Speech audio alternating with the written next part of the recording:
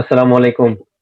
ICT computer প্রশিক্ষণ কেন্দ্রের online ক্লাসের অনলাইনের 12তম ক্লাসে আপনাদের সকলকে স্বাগত জানাচ্ছি। আমি মোহাম্মদ রাশেদুর রহমান। তো আমরা আজকে আমরা যে ব্যাংকে ফিক্সড ডিপোজিটের ফিক্সড অ্যামাউন্টের টাকা রাখি, ফিক্সড ডিপোজিটের হিসাবটা কিভাবে বের করে আমরা শিখবো। ওকে, আর ক্লাস শেষে কেউ লিভ নিবেন না, তাড়াতাড়ি আপনাদের সাথে একটা মেসেজ আছে, মেসেজটা দিব, দেন হচ্ছে লিভ নিবেন। ওকে, ঠিক আছে, আমরা ক্লাসটা শুরু করি। ধন্যবাদ সকলকে ক্যামেরা অন করার জন্য। ওকে, আপাতত আমরা ক্যামেরা অফ রাখতে পারি। তো ফিক্সড ডিপোজিটের হিসাবটা করলে কি হয় দেখেন, ফিক্সড ডিপোজিটের যে হিসাবটা, কোথায় গেল আমার ফিক্সড ডিপোজিট?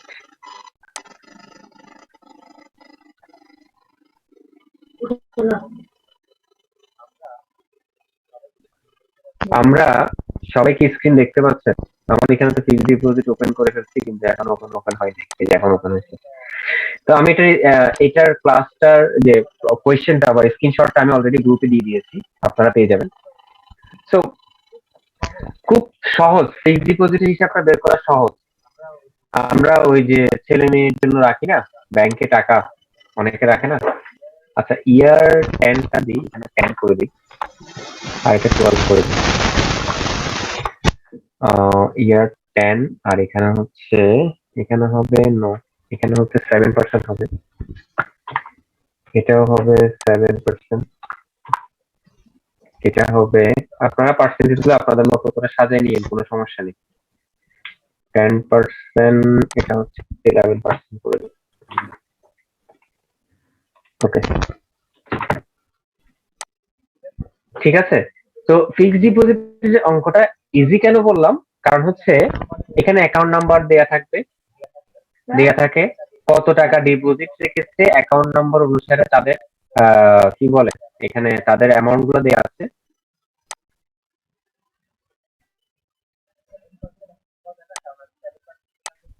7% এখন কোথাও দেয় না, কারণ আমি 7% দিলাম হচ্ছে 5 বছরের দেয়াতে। আমাকে একটু আইডিয়া দেন তো এখন কত দেয় 5 বছরের জন্য, কত পার্সেন্ট?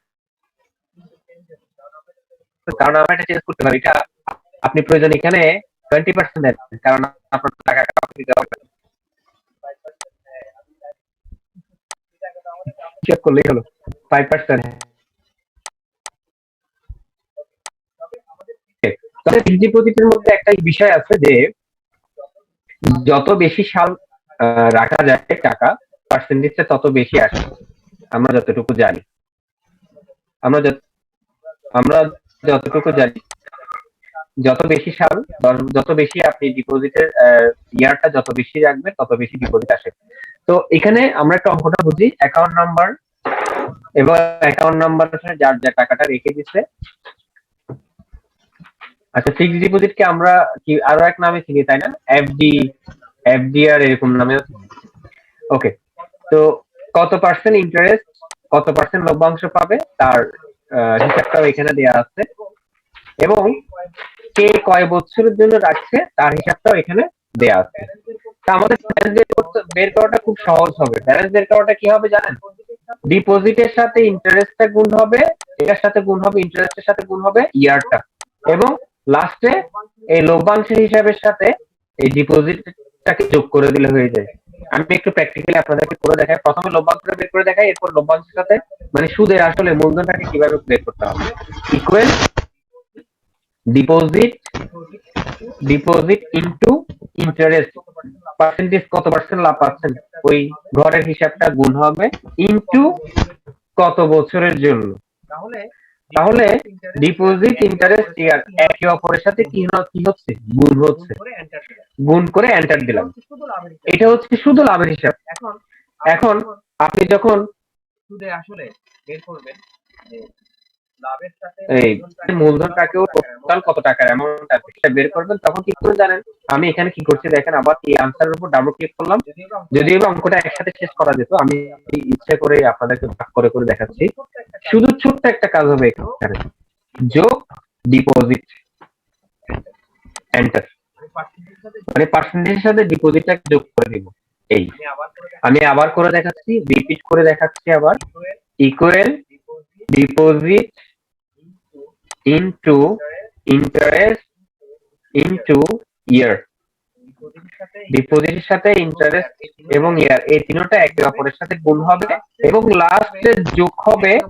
একে অপরের সাথে গুণ হলে হচ্ছে লভ্যাংশের হিসাব, এই পর্যন্ত হচ্ছে লভ্যাংশের হিসাব। এরপরে যোগ একদম মূল ডিপোজিটটা, মেইন ডিপোজিটটা, ওটাতে একটা ক্লিক করব, এন্টার। এবার বলতে পারেন এই এখন সুদে আসলে চলে আসছে, ঠিক আছে। এবার আপনারা চাইলে এখানে অ্যাকাউন্ট নাম্বারের সাথে আপনারা একটা নামের কলাম ইউজ করতে পারেন, এখানে নাম দিতে পারেন, অ্যাড্রেস দিতে পারেন, it's up to you. But আমি আপাতত আপনাদেরকে যে মূল অঙ্ক সেটা করে দেখালাম, ঠিক আছে। তো এটা ছিল আমাদের আজকে একটা ছোট্ট ক্লাস, ফিক্সড ডিপোজিটের হিসাবটা বের করা। এবার বলেন তো কে এই অঙ্কটা বুঝেন নাই? আচ্ছা আরেকটা বিষয় দেখেন, এখানে যদি এখন আমরা ডিপোজিট বাড়িয়ে দিই, কারণ এখানে 4000 টাকার 103 নাম্বার অ্যাকাউন্ট, 4000 টাকাটাকে মুছে দিলাম, মুছে দিয়ে এন্টার দিলাম।